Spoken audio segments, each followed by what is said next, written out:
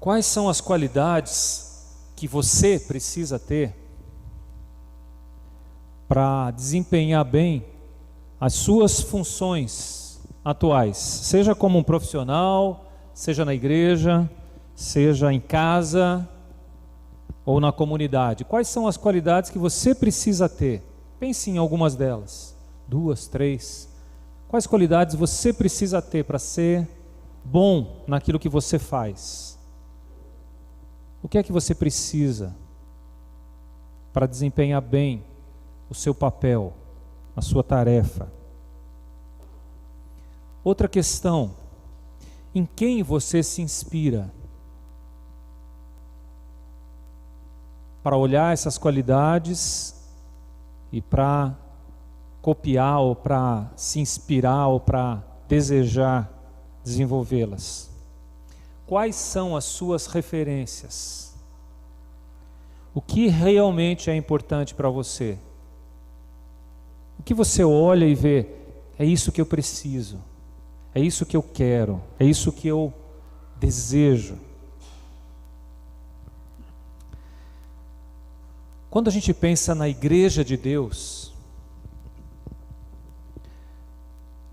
Paulo nos fala da importância de termos líderes que sejam modelo para os demais, referência. Os líderes na igreja são modelo, referência para nós. E isso é muito claro a partir do texto que a gente vai ler hoje, que é 1 Timóteo capítulo 3.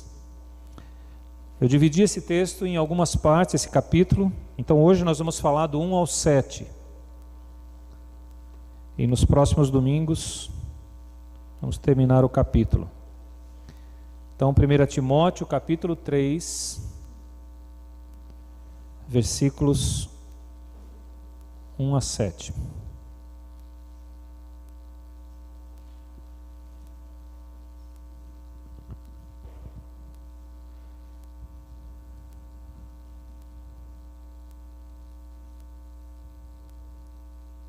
E o que nós buscamos aqui, o que a igreja busca, ou são modelos, referências. A busca por modelos. É isso que nós vamos, sobre isso que nós vamos meditar hoje à noite. Fiel é a palavra. Se alguém aspira ao episcopado, excelente obra almeja. É necessário, portanto, que o bispo seja irrepreensível, esposo de uma só mulher, temperante, sóbrio, modesto, hospitaleiro, apto para ensinar, não dado ao vinho, não violento, porém cordato, inimigo de contendas, não avarento, e que governe bem a própria casa, criando os filhos sob disciplina, com todo respeito. Pois, se alguém não sabe governar a própria casa, como cuidará da igreja de Deus? Não seja neófito, para não suceder que se ensoberbeça e incorra na condenação do diabo. Pelo contrário, é necessário que ele tenha bom testemunho dos de fora, a fim de não cair no opróbrio e no laço do diabo. Vamos orar? Nosso Deus, muito obrigado por textos como esse que nos deixa claro aquilo que o Senhor espera de nós. Da mesma forma que nós possamos aplicá-lo hoje aqui, à nossa vida como igreja e a nossa vida como servos do Senhor, que essa referência, esse modelo que nós buscamos, não seja para ocupar o espaço de alguém, mas que seja para nos inspirar, para nos desafiar a desejar isso também. Então fala-nos ao coração, Senhor, É o que nós te pedimos em nome de Jesus. Amém.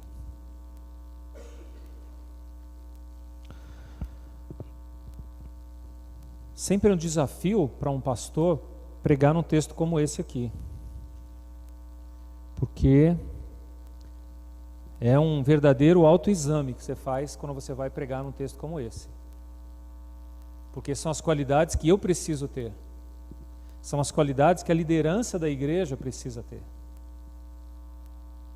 Na verdade, são as qualidades que cada crente em Jesus, fiel a Deus, deve almejar. E devem assumir a liderança aqueles que já desenvolveram. Mas não é só para os líderes. É para todos os crentes. A gente parece que está com um padrão muito baixo ao pensarmos na igreja de Deus. Porque a gente pensa, não, os líderes é que tem que ser assim. Eu mesmo não.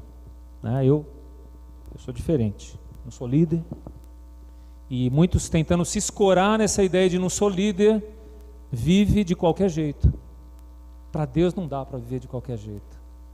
Ou você se dedica, ou você abdica do fato de ser filho de Deus.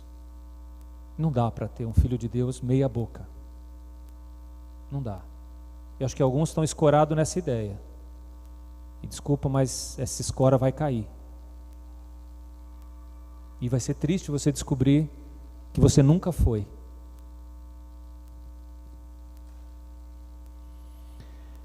No capítulo 2, que a gente terminou, Paulo estava dando instruções sobre o culto cristão e sobre a postura de homens e mulheres no culto. Foi o que nós falamos na mensagem anterior. Agora, no capítulo 3, no terceiro capítulo, ele fala daqueles que devem ser escolhidos para liderar a igreja. Isso não é apresentado como um peso, mas como um privilégio a ser buscado. É esse o começo do texto aí. A bênção de servir no ministério. Fiel é a palavra, ele diz.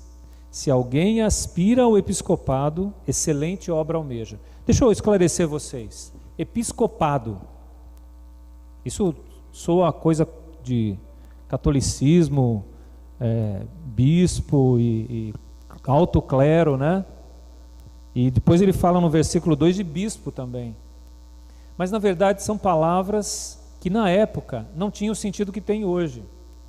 Tanto o episcopado como o bispo era uma ideia de aqueles que administram as coisas de Deus.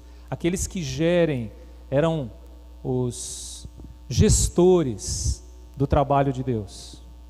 Hoje nós chamamos de pastores, de presbíteros, pode dar o nome que você quiser, bispo,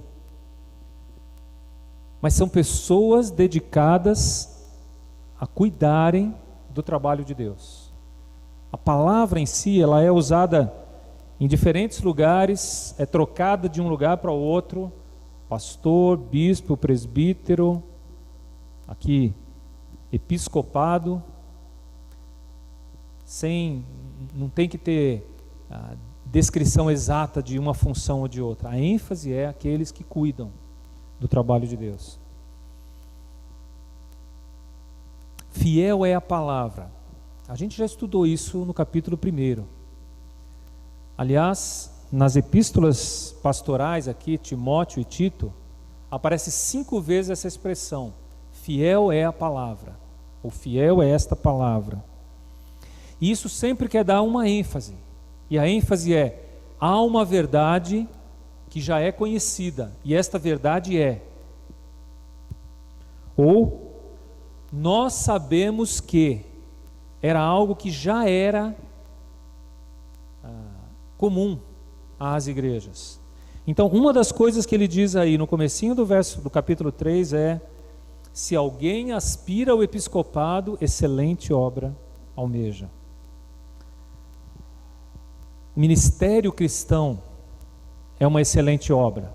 Não é o que almeja que é excelente, é o ministério que é excelente. Há um um elogio implícito aí àquele que deseja o ministério. Mas a ênfase, o elogio está ao trabalho cristão, à dedicação ao trabalho cristão.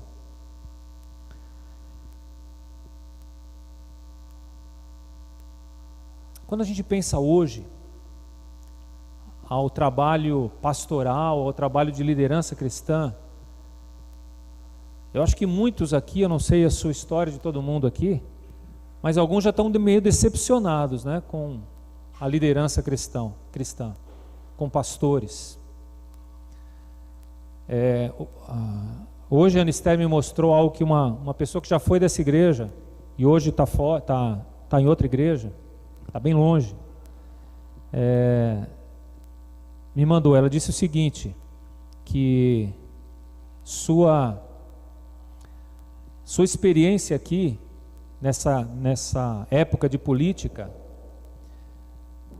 fez ela lembrar com saudade da gente aqui, pela postura que a gente adotou na questão política, de não se envolver e não ser partidarista. Porque ela disse que onde ela está hoje, o pastor da igreja é extremamente político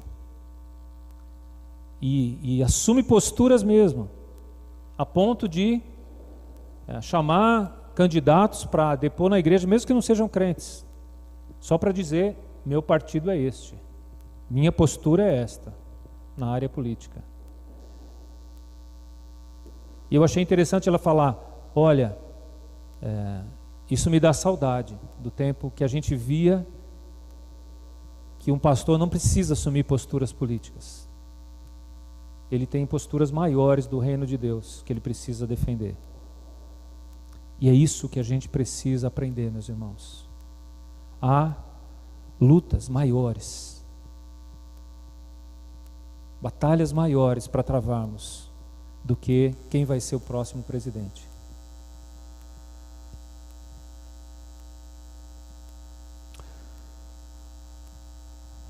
Episcopo ou bispo, como eu disse, dão a ideia dos supervisores. A ênfase não é a função específica, mas é o exercer a liderança. Por isso eu quero abrir esse leque aqui. Quem são os líderes da igreja? Lembrando que o mestre ensinou que o líder é o que serve, não é o que usa de autoridade. O líder serve. O líder cristão serve, não manda. Ele ensina pelo exemplo. E essa é a grande diferença entre a igreja de Jesus e o que se defende nesse mundo aí fora. A ênfase aí fora é: você tem que mostrar autoridade, você tem que mostrar que você manda. Ontem a gente estava falando para pais em relação a filhos. O pai tem que perder o medo de ser autoridade. A gente tem que perder o medo de ser autoridade. Deus é uma autoridade e Ele delegou essa autoridade para nós. Mas lembra, não é autoridade para mandar, é autoridade para cuidar, para servir, para ajudar. É esse tipo de autoridade que nós precisamos ser. Em casa, ele vai falar muito no texto aí, a gente leu, e aqui, na igreja de Deus.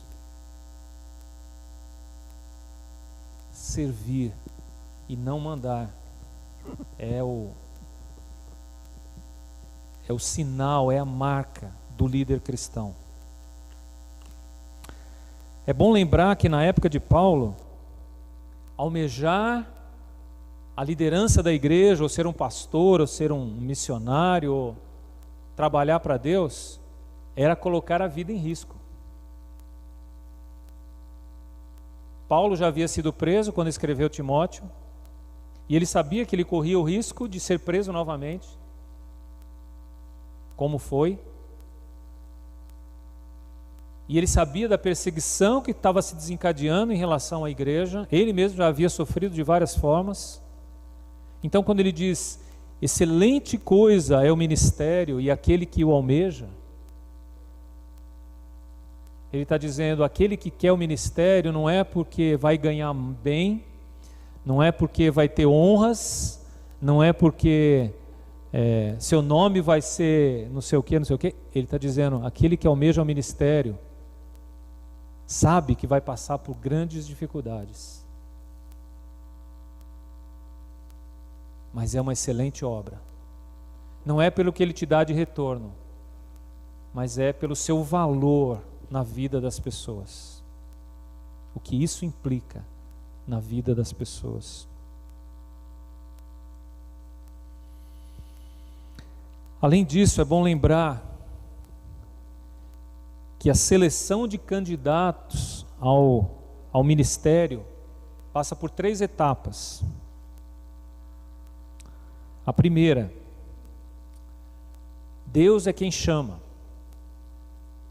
Ah, que bom, Deus não me chamou.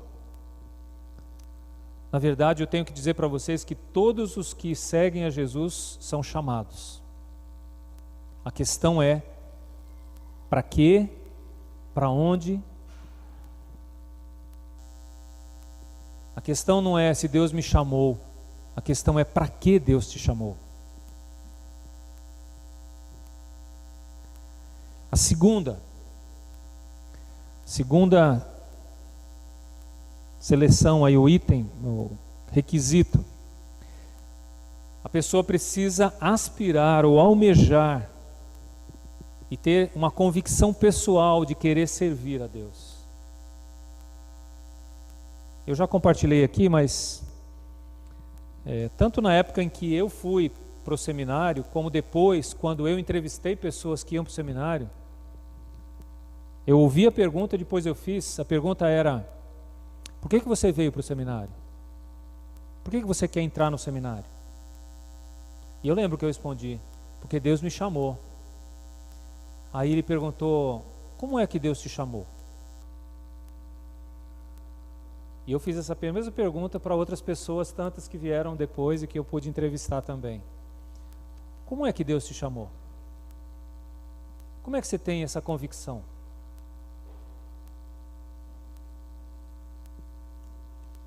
E eu sei que muitos que consideram o ministério falam, agora, é isso que eu quero ouvir, essa é a resposta. Fala para mim.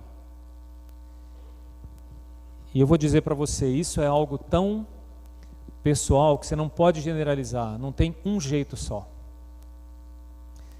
O chamado de Deus é para todos, como eu disse. A compreensão não é naquele dia que eu estava em tal lugar, aí eu senti, aí eu falo, peraí, o que mais? Eu senti, não vai segurar você no ministério. Não, porque pela palavra de Deus eu li que, agora é diferente. Agora você está baseando a tua convicção na palavra de Deus, em algo que Deus disse, não é no que você acha, ou no que você sentiu. Porque o que você sentiu vai passar. Na hora que vier os problemas, o que você sente passa. Mas a palavra de Deus permanece para sempre. Então, baseie a sua convicção na palavra de Deus, nas verdades de Deus.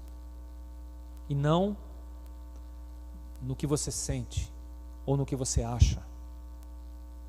Porque isso é muito volúvel. Em terceiro lugar, eu disse que o primeiro é o chamado de Deus, o segundo é a convicção pessoal e o terceiro é a avaliação da igreja. E é exatamente isso que Paulo orienta Timóteo a fazer. Ao avaliar um candidato, lembre-se de alguns critérios. A pessoa precisa ter esses critérios. E se você olhar com muito carinho aí, você vai ver 15 ou 16 deles, nesses poucos versículos que nós lemos. Esses critérios estão listados aí, eu, com a ajuda de alguns comentaristas, tentei agrupá-los em 10. Como são muitos, e eu vou ter que dar uma enxugada em alguma coisa aqui, senão eu vou ficar falando até você cair da cadeira aí hoje. O primeiro deles listado aí, requisitos dos candidatos ao ministério. Primeiro, irrepreensível. Esse é uma espécie de resumo de todos os demais, né? Ser irrepreensível. Ser irrepreensível é aquele que não está sujeito a sofrer nenhuma acusação ou condenação. Parece ficha limpa, né? É o candidato ficha limpa ao ministério da igreja. Não pode ter nenhum processo aí, sofrer nenhuma acusação. Não, não é bem isso, não. Mas é a ideia de que é aquele que não se pode apontar os seus erros que ainda não foram corrigidos ou que não estão em processo de serem tratados. É aquele que tem um caráter íntegro. Não estou falando aquele que não peca, não teríamos nenhum. Mas é aquele que, diante do erro, ele imediatamente admite, corrige, está disposto a ser tratado. Irrepreensível. O repreensível é aquele que erra e continua, até que alguém tem que chegar lá e repreender. Este é o repreensível. O irrepreensível admite imediatamente os seus problemas, os confessa e os deixa. Este é irrepreensível diante de Deus. E é alguém que tenha um alto padrão ético e moral. E o grande exemplo para mim desse homem é Daniel no Velho Testamento. Daniel era um político de alto escalão de 2 reinos, em que os inimigos, ao procurarem os seus defeitos, não encontraram nada. E tiveram que criar um decreto que proibisse alguém de orar para poder pegá-lo. Daniel era irrepreensível. Não encontraram defeitos no seu caráter, na sua conduta. Portanto, esse era um homem irrepreensível. Bom, a partir daqui, a gente vai resumir em 10, os demais, eu agrupar aqui. Alguns deles dá para agrupar, outros não, mas vamos lá. O primeiro deles, ele fala sobre esposo de uma só mulher. Eu preferi dar o título de fidelidade no casamento. Fidelidade no casamento. Por quê? Muitos têm tirado daqui, desse trechozinho, marido de uma só mulher, esposo de uma só mulher, algumas ideias um tanto quanto forçando o texto.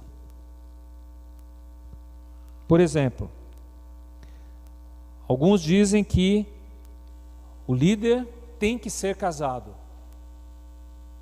Tem que ser casado. Porque aqui fala que ele deve ser marido de uma só mulher. Mas não é essa a ênfase do texto. Não é que ele tem que ter uma mulher. É que ele tem que ter só uma mulher. Outra. Dizem que o líder não pode ser casado uma segunda vez. Ou por separação, ou por viuvez. Também é uma forçação de barra aqui no texto. Não é isso que o texto está dizendo. E a terceira é que ele não pode ser polígamo. Eu também não quero dizer que pode, né? Mas não é isso que o texto está dizendo. A ênfase do texto é que este homem deve ser fiel à sua mulher. A grande ênfase é a fidelidade no casamento. Sem ter ou alimentar outros relacionamentos fora do casamento. E se eu for usar um exemplo aqui, eu vou usar o exemplo de José. José do Egito era esse homem que sempre foi fiel e foi colocado na condição de governador do Egito, ainda solteiro, mas lutando para ser fiel. Segunda característica E essa eu agrupei 3 aí, que seriam temperante, sóbrio e modesto. Temperante tem a ver com sobriedade, bom senso, equilíbrio.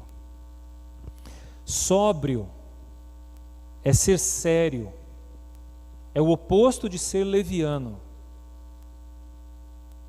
E modesto é uma qualidade mais de caráter, não é exatamente a ideia de modesto, mas é a ideia de ser alguém que aprende a avaliar situações para tomar decisões.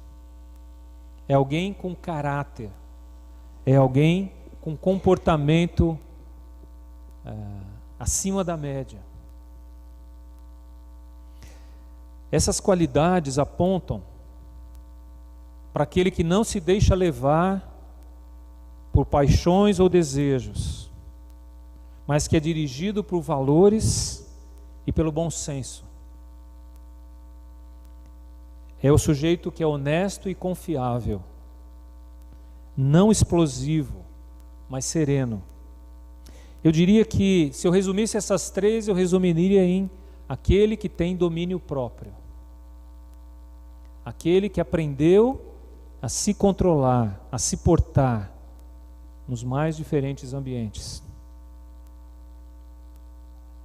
A terceira que eu quero destacar aqui no texto é hospitalidade ou hospitaleiro.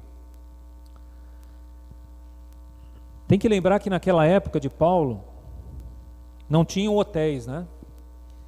Tinham algumas hospedarias que em geral não eram de boa fama e nem de boa qualidade. Normalmente eram associados com bares ou locais de bebida e de prostituição. Por isso havia necessidade de que os líderes nas igrejas aprendessem a ser hospitaleiros, acolhendo os viajantes cristãos, especialmente aqueles que se dedicavam ao ministério da pregação do Evangelho.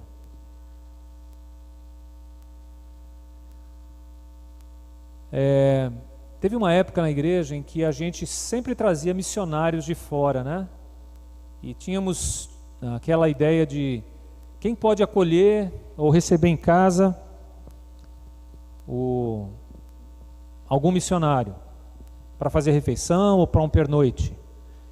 E sempre tinha algumas pessoas que se dispunham a esse trabalho, né? Eu posso receber 1, 2, 3, né? Posso dar refeição, posso ajudar com isso. Então, é essa qualidade aí daquele que está disponível, daquele que está pronto a ajudar. Ser hospitaleiro é ser generoso com o outro. Ser hospitaleiro é amar com os seus bens. Ser hospitaleiros é mostrar desprendimento das coisas e valorizar as pessoas. Isso é ser hospitaleiro. É abrir mão do seu próprio conforto e privacidade para dar isso a outras pessoas. E essa tem uma promessa especial em Hebreus. Muitos que hospedaram pessoas sem saber hospedaram anjos. Pessoas que Deus havia enviado. Abraão e Ló são exemplos de homens assim.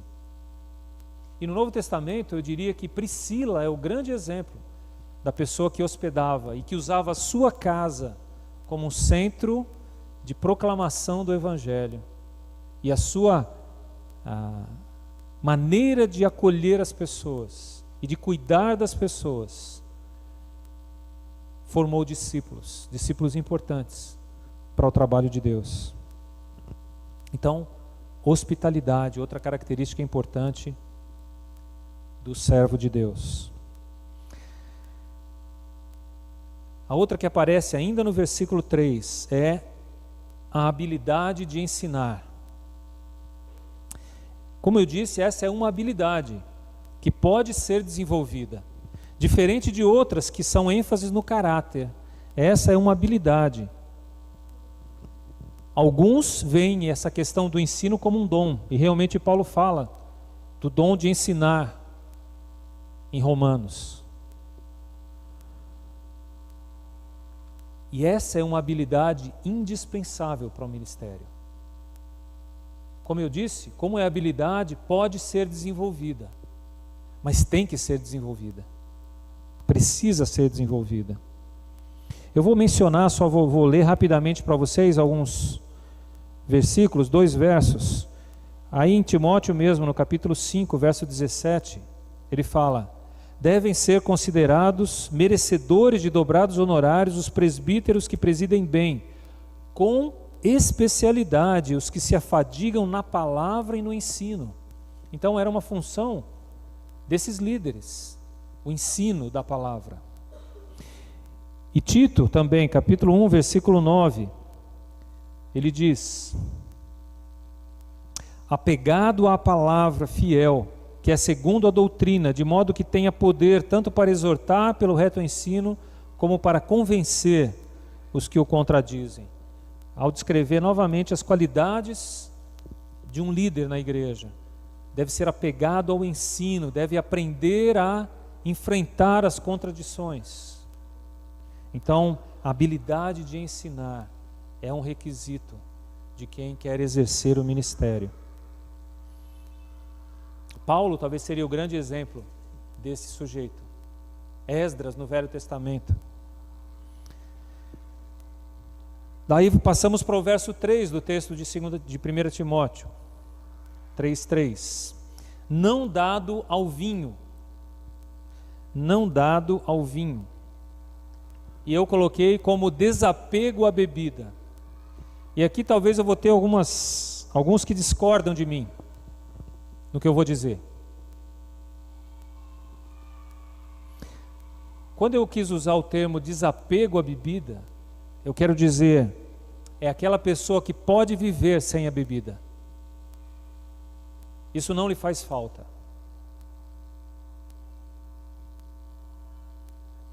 A ênfase está no texto. Não dado ao vinho, é aquele que não se deixa dominar ou prender pela bebida. Se você diz, não, eu não tenho problema com bebida, eu tomo só meu copinho lá, tal e tal hora. E se eu falar para você, tá bom, então vou fazer o seguinte, deixe de tomar por um tempo. Não, deixo não. Eu sou livre, eu posso fazer o que eu quiser, por isso mesmo, deixe. Pare por um tempo para ver que você realmente é livre. Você não precisa. Aí você vai saber quem é apegado à bebida e quem não é. Aquele que não é pode parar a qualquer hora. Isso não vai fazer falta. Mas aquele que não consegue mais, deixou de ser livre. Está desqualificado nesse ponto aqui. Eu, pessoalmente, evito a todo custo bebida. Embora eu não condene quem tome eventualmente. E eu acho que é isso que a gente precisa aprender. Não é porque eu não faço que eu tenho que exigir que ninguém faça. Lógico que eu não recomendo ninguém a tomar um copinho de cerveja, de vinho, de seja lá que bebida for. Porque eu não sei onde vai levar esse copinho. Então eu prefiro não beber, ainda mais porque a gente tem uma igreja onde vários aqui já tiveram problemas com bebida. Então é evidente que eu não vou recomendar que você beba para saber se você se libertou. Não, evite, saia. Como há esses que não podem tomar o primeiro copo, também há aqueles que julgam que não tem problema nenhum em tomar o primeiro copo. E esses me preocupam mais. Se você é um desses que acha que não tem problema nenhum de tomar o primeiro copo, comece a pensar que pode ter problemas.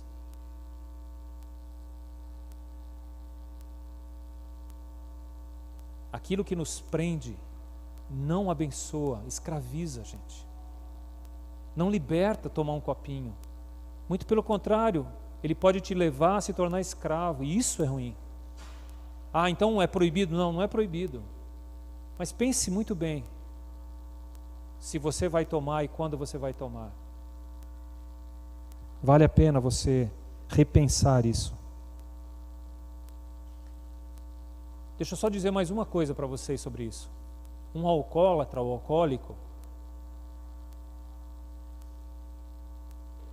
nunca reconhece que é dependente, até chegar num extremo em que ele começa a perder coisas e pessoas. Aí, às vezes, com muito custo, ele vai reconhecer que precisa de ajuda.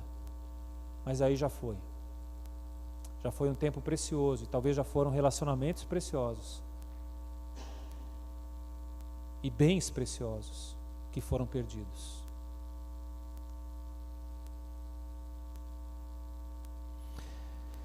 Provérbios 23, talvez é o melhor texto que descreve essa questão do perigo da bebida. Provérbios 23, do 29 em diante. Estou lendo esse texto mais para você marcar aí na sua Bíblia, tá? Provérbios 23, do 29 em diante. Para quem são os ais? Para quem os pesares? Para quem as rixas? Para quem as queixas? Para quem as feridas sem causa? E para quem os olhos vermelhos? Para os que se demoram em beber vinho, para os que andam buscando bebida misturada. Não olhes para o vinho quando se mostra vermelho, quando resplandece no copo e se escoa suavemente. Pois ao cabo morderá como a cobra e picará como o basilisco. Os teus olhos verão coisas esquisitas e o teu coração falará perversidades. Serás como o que se deita no meio do mar e como o que se deita no alto do mastro, e dirás: espancaram-me e não me doeu, bateram-me e não o senti. Quando despertarei, então tornarei a beber. Esse é o grande perigo. Chegar ao ponto de perder a noção das coisas. Então, se você pode evitar, evite. Escute aqueles que já passaram por isso e sofreram. Eu fui poupado disso, mas a gente tem vários aqui que você pode sentar e conversar. Como a bebida não fez mal durante um tempão, até que ela começou a fazer estragos na vida e na família de muitos aqui.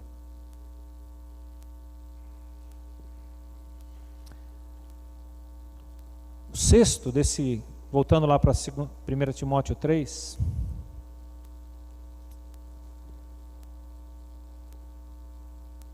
é quando ele diz, no verso 3 ainda: não violento, porém cordato, inimigo de contendas.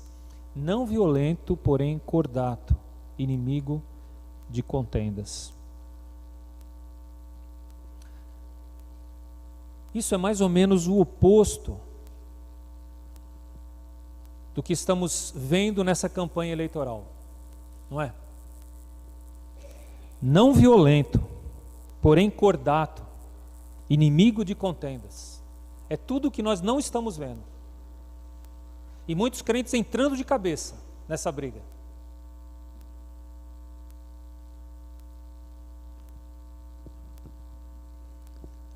Quando alguém se torna inimigo do outro por causa de um partido político, de uma ideia, de umas ideias políticas, de ideologias, você está dando maior valor, de novo, às ideias do que às pessoas. Eu falei que o hospitaleiro valoriza as pessoas em relação a coisas. E esse aqui é aquele que está valorizando mais suas ideias do que as pessoas.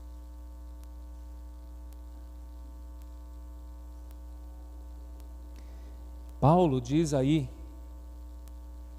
em Tito: evita o homem contencioso ou faccioso, que está dividindo, que procura discussão, que procura brigas. Evite-o a todo custo.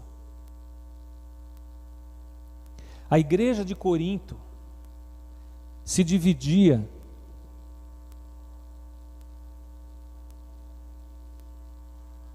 por causa de homens, pessoas, ideias. Eu sou de Paulo, eu sou de Apolo, eu sou de Cristo, eu sou de não sei o quê. Eu sou desse, eu sou daquele outro. Você está ferindo o corpo de Cristo. A igreja é o corpo de Cristo.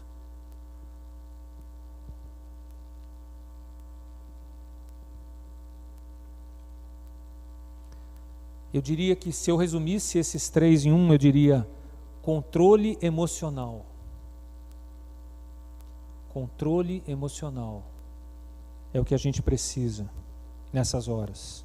Não se deixar empolgar por ideias, por discussões, por pessoas. O sétimo, no verso 3 ainda, não avarento ou não apegado ao dinheiro. O pastor, o líder, os líderes não podem ser apegados ao dinheiro. Interessante, né? Isso desqualificaria um monte hoje, né? E é triste que é exatamente a acusação que o mundo faz da minha categoria. Que categoria, né? Falta categoria. Que tristeza isso. E está aqui, olha, Paulo escreveu já um tempão atrás. O líder não pode ser avarento. Porque ele sabia no que ia dar. É o que está acontecendo aí. Um descrédito aos líderes cristãos por conta do apego ao dinheiro.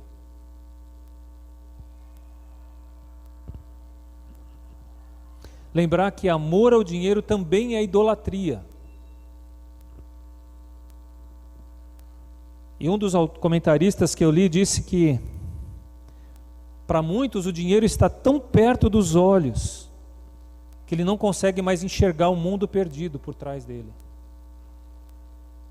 Ele só tem olhos para o que eu vou ganhar nisso.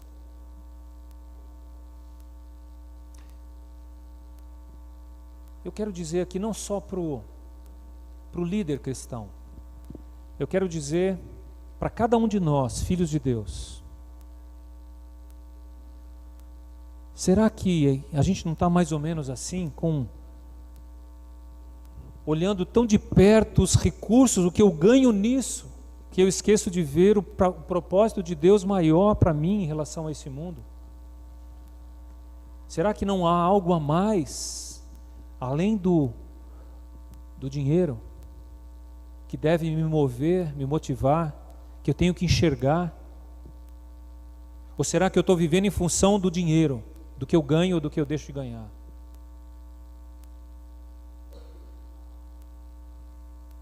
É triste ver pastores ricos em congregações pobres, mas é triste ver a desigualdade dentro da igreja. Eu não estou falando que aqui a gente não possa ter pessoas com uma classe social melhor e outras piores. O que eu estou dizendo é quando não há a disponibilidade de dividir o que tem com o outro, de partilhar o que tem com o outro. E é isso que a gente precisa aprender. Talvez o melhor texto sobre essa questão de apego ao dinheiro está aí mesmo em Timóteo, no capítulo 6, a partir do versículo 6. De fato, grande fonte de lucro é a piedade com o contentamento. Porque nada temos trazido para o mundo, nem coisa alguma podemos levar dele. Tendo sustento e com que nos vestir, estejamos contentes. Ora, os que querem ficar ricos caem em tentação e cilada, e em muitas concupiscências insensatas e perniciosas, as quais afogam os homens na ruína e perdição. Porque o amor do dinheiro é a raiz de todos os males. E alguns nessa cobiça se desviaram da fé e a si mesmos se atormentaram com muitas dores. não apegado ao dinheiro. O 8º, versos 4 e 5, lá do capítulo 3. Que governe bem a própria casa, criando os filhos sob disciplina, com todo o respeito. Disciplina no lar. Como eu disse ontem à noite, a gente voltou a falar sobre isso no Em Família, na reunião de família. Os pais que têm medo de exercer autoridade, deixam de orientar os seus filhos. Não, você que sabe. Você que escolhe. Você que decide. Isso soa para mim quase como covardia. Não, não quero me envolver. Deixa ele decidir. Ele não sabe ainda. Muitas coisas ele não está pronto ainda. E eu comentava ontem que muito dessa questão de gênero que está se discutindo e dizendo que a criança que tem que decidir o que ela quer ser, ela não tem condições de decidir. Não tem. Ela precisa da orientação de nós, pais. É evidente que à medida que a gente vai orientando, a gente vai dando maior autonomia para as decisões dela. Mas elas precisam ser guiadas por pais. Esse é o propósito de Deus, foi assim que Deus criou e orientou. Então, filhos, escutem seus pais. Pode ser que ele fale um monte de besteiras. Escute-os. Deus os colocou você naquele lar.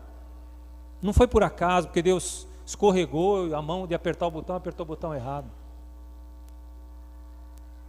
Deus tem propósitos para você na sua casa, com os seus pais. E vocês pais, nós pais, temos responsabilidades sérias diante de Deus. Porque Deus nos colocou no nosso lar para representar a Ele, Deus, para os nossos filhos. E quando nós nos omitimos, nós tiramos Deus da família.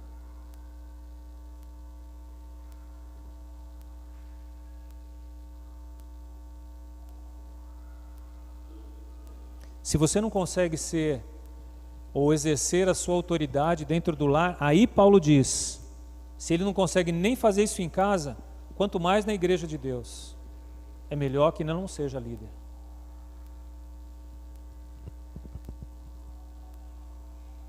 Mas se disciplinar os seus líderes, os seus filhos, por amor e com amor,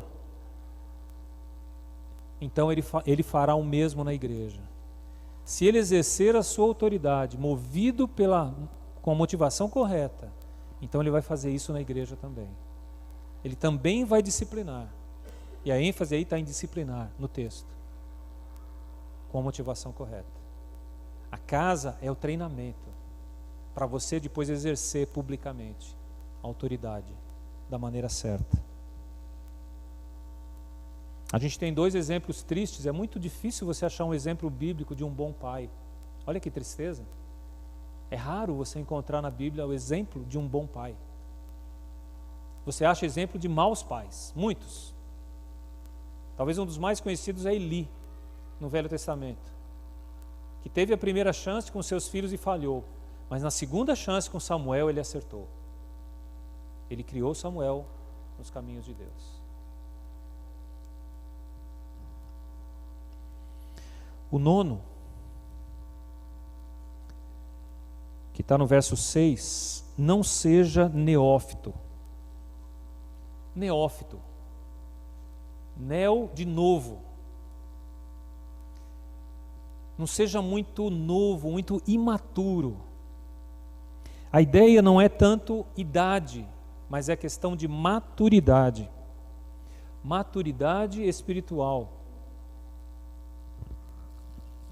A ideia é não coloque um principiante, alguém inexperiente, à frente, porque ele pode cair,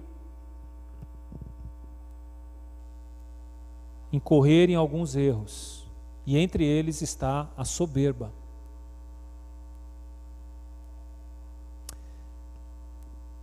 Às vezes a gente vê alguém surgindo na igreja com muito potencial, e a gente se empolga, né? E pensa assim, legal, vai lá e entra nesse ministério, ou naquele outro, ou faça isso, ou faça aquilo, e depois de um tempo você percebe, peraí, a pessoa, me precipitei, a pessoa ainda é imatura, ela não está pronta para assumir aquela responsabilidade, ela precisa de mais tempo, de mais experiências, ela precisa aprender algumas coisas. Eu mesmo já errei várias vezes aqui, colocando pessoas à frente. Acho que a gente está diminuindo a quantidade de erros, mas ainda cometemos. Mas colocar alguém inexperiente à frente corre o sério risco de queimar aquela pessoa, não é? De tirar o ânimo dela, a disposição. Por isso, quando você vem falar comigo, pastor, eu gostaria de fazer isso, gostaria de fazer aquilo, nem sempre eu vou ficar muito empolgado, sabe? Muito pelo contrário, muitas vezes eu vou dizer, tem certeza? Por que você quer fazer? O que é que te motiva? Eu preciso sondar o que é que te impulsiona. Se não é o desejo de estar à frente, de mostrar que você sabe, porque isso pode queimar você. A ideia de um principiante à frente pode levá-lo a se orgulhar da sua posição, desprezando outros, e até mesmo de lutar por um lugar. Eu que mereço estar aí. Por que eu não estou falando aí? Esse é exatamente o imaturo. Está brigando por posição. Aquele que tem maturidade está disposto a fazer o outro crescer. Não, eu quero que você vá, que você cresça. Que bênção ver aquele irmão lá na frente. E não ficar se roendo de inveja porque aquele foi e eu não fui. Você quer aprender um pouquinho sobre maturidade?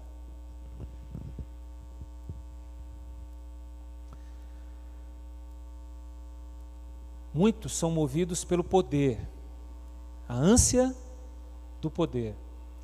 E aí por isso ele cita o exemplo, muitos acabam incorrendo na condenação do diabo. Foi exatamente isso com o diabo. Isaías 14, verso 12 a 14, narra lá a ambição do diabo em querer poder. E isso levou à queda. Tomar cuidado em ser movidos pelo desejo de dominar. Eu quero lembrar que isso não é só uma questão de idade, mas é uma questão de maturidade cristã. Você pode estar 20 anos na igreja e ainda ser imaturo, ainda estar brigando por poder, brigando por posição, brigando por se achar melhor. Não é questão de idade, é questão de maturidade. Eu acho que um dos grandes exemplos para mim na Bíblia foi Davi. Davi tinha seus defeitos, seus muitos defeitos, mas ele era alguém que não brigava pelo poder. Ele aprendeu a se sujeitar a um Saul cruel, todo errado, mas ele não levantou a mão contra o líder. Ele esperou a sua hora, até que Deus o colocou na condição de rei. E depois, quando o seu reino foi ameaçado, ele abriu mão para não brigar com o seu filho que queria tomar-lhe o reino. Isto é maturidade. Davi era alguém amadurecido, ainda jovem, e depois velho, era alguém que mostrou maturidade. E a última, que está no versículo 7, é boa reputação. Não dos da igreja, e é isso que chama atenção no texto, você olhou? É boa reputação dos de fora, de quem está lá no mundão, não é de quem está aqui. Como é que é o seu testemunho lá fora? É essa a ênfase que ele está dando aqui. De várias maneiras, minha gente, hoje, a saúde e a reputação da igreja dependem das qualidades da sua liderança. Porque as pessoas, ao olharem para a igreja, estão olhando para nós e querem ver referências. especialmente dos seus líderes. O líder representa a igreja. Eu sei que eu represento a igreja. Imagine que eu caio num erro socialmente condenável. Olha o tamanho do estrago que vai acontecer na reputação da igreja, diante da vizinhança, diante de vocês, diante dos seus parentes, diante dos seus amigos.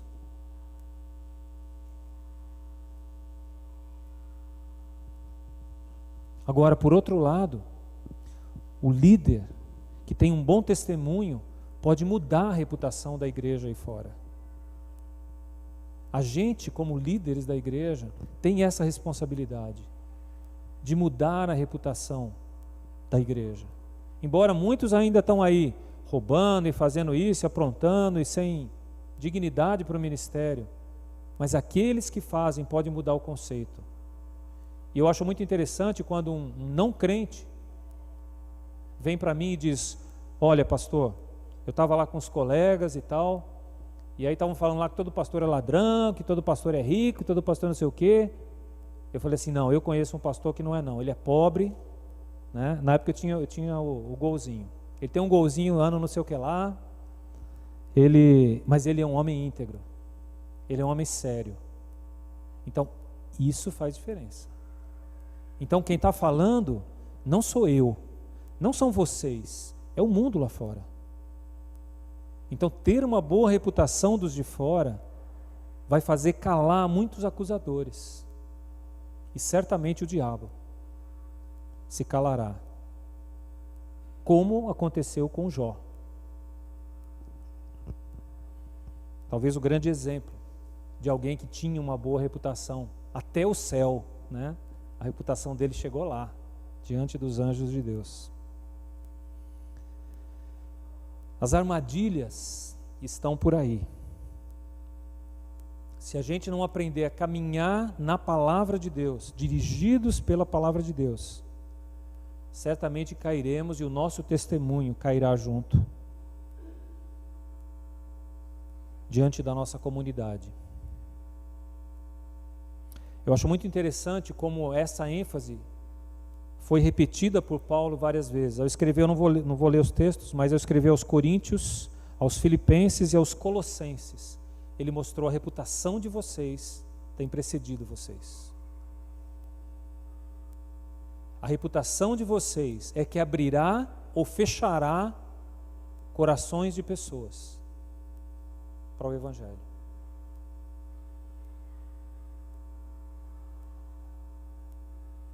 Nós estamos buscando modelos, referências. É isso que Paulo diz aí para Timóteo. Aqueles que buscam o episcopado estão almejando grande coisa. A melhor obra. Agora, olhe com cuidado quem são esses. E a minha mensagem hoje para você é: olhe com cuidado como você está diante desse espelho aqui da palavra de Deus, dessas qualidades que a gente listou. Quais você precisa desenvolver? Em quais delas você ainda está gatinhando? Ou quais você já tem conseguido? Puxa, isso graças a Deus eu já estou bem. Não desista de buscar essas qualidades. Quando você olha para a lista e pensa assim: é por isso que eu não sou missionário nem pastor. Eu quero que você olhe diferente para essa lista e pense: o que é que eu preciso mudar para ser esse servo de Deus, essa serva de Deus? Esse é o olhar do crente. Não é olhar e dizer: eu não estou qualificado, mas é olhar e dizer: o que é que preciso mudar, o que é que Deus precisa me ajudar a mudar, para que eu me torne qualificado para servi-lo melhor. Nós fomos chamados, todos nós, para sermos luz e sal nesse mundo. Aliás, Filipenses 2,15 diz que nós somos luzeiros do mundo. Luzeiros do mundo quer dizer aqueles que dão a referência para os demais. São o modelo, o referencial.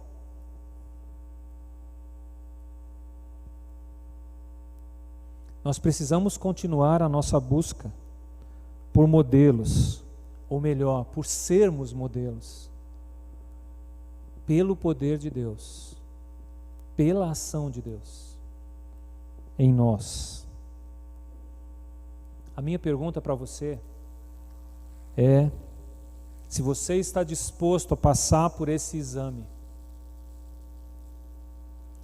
a avaliar a sua vida diante dessas qualidades de Deus, 10 delas, qual é a sua nota hoje?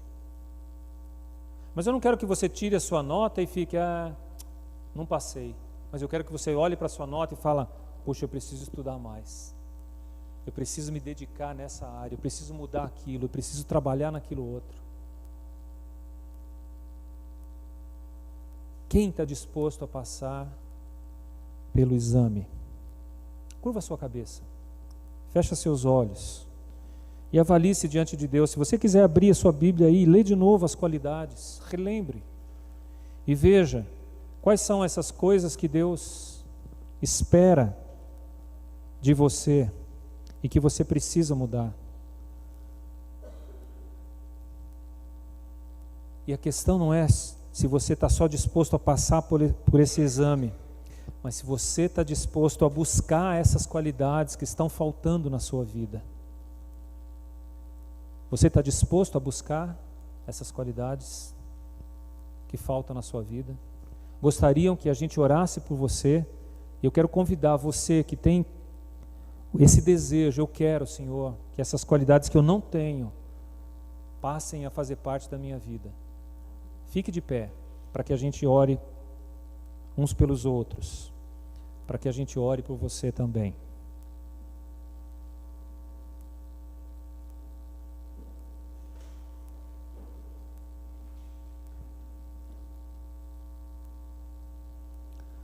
Muito obrigado, Senhor, por esses irmãos e irmãs que têm sido tocados pela Tua palavra, pelo Teu Espírito.